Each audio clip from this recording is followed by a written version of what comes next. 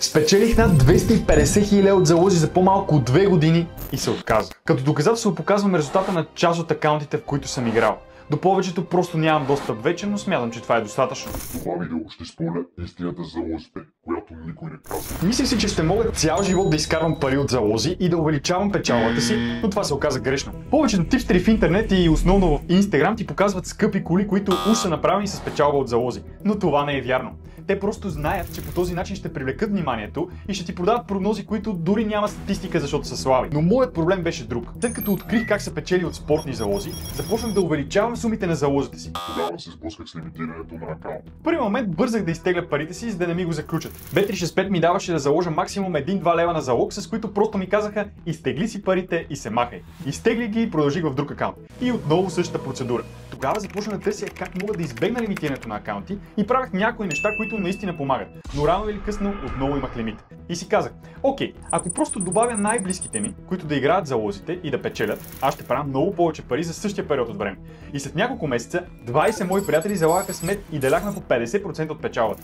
Имаше месеци, в които правях по 15-20 хиляди чисто за мен.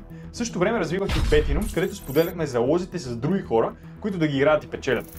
Но месец след месец Bet365 затягаха положението и средната печалба на акаунт намаляваше. А аз все по-трудно се справях с менажирането на групата, която ми залага, и бизнеса с клиенти Betino. Нямах и 2 часа свободно време на седмица. Тогава се опитах да погледна в бъдещето и да видя къде би ме завел всяко от двете неща. Защото просто трябваше да избера едно от тях. Нямаше как да продължа така. Виждах как най-голямата цел на букмейкерите е да привлекат най-зависимите и губещи хора и да изгонят всички печеливши. И те правеха всичко възможно, за да те изгонят по-бързо и по-бързо. В началото си мислех, че печалбите ще стават по-големи с времето, защото аз ставам все по-добър. Но в действителност букмейкърът също става по-добър в това да допуска по-малко грешки в коефициентите и да лимитира все по-бързо. Точно това ме накара да се откажа от групата, която залага за мен, и да се фокусирам 100% в бизнеса. Това отговаря и на въпроса, който често получавам в социалните мрежи.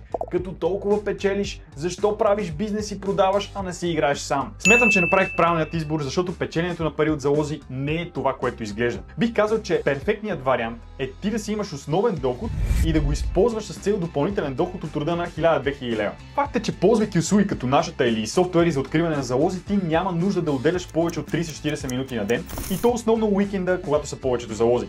Към днешна дата битката между печелившите залагащи и букмейкерите продължава с пълна сила. Да, вече не се печели толкова голяма средна сума на акаунт, но пък вече има множество букмейкери, които можеш да използваш. Имаме клиенти, които са изкарали общо над 250 хиляди от залози и продължават да печелят големи суми, но те се справят много добре с менажирането на акаунти, защото лимитите са част от играта.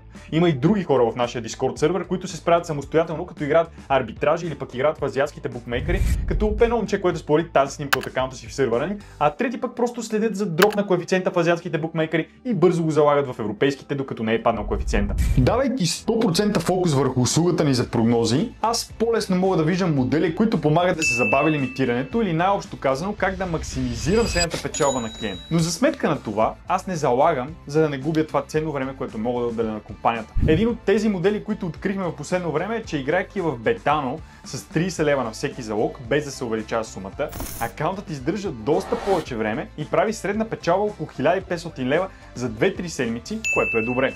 Друг модел е това, че се залози на живо или в колонки, основно през уикенда. На букмейкерите е по-трудно да те забележат и лимитират, съответно може да стигнеш до 3000 печалба на акаунт Bet365, че дори и повече. Та когато някой ти показва ламборджините, които е спечелил от залози, или суми по 5000 на залог, вече може би се досещаш, че това е измама. Инвестирането в стойностни залози е добър начин за допълнителен или дори основен доход, ако си по-отдаден, но не е това, което изглежда в Instagram.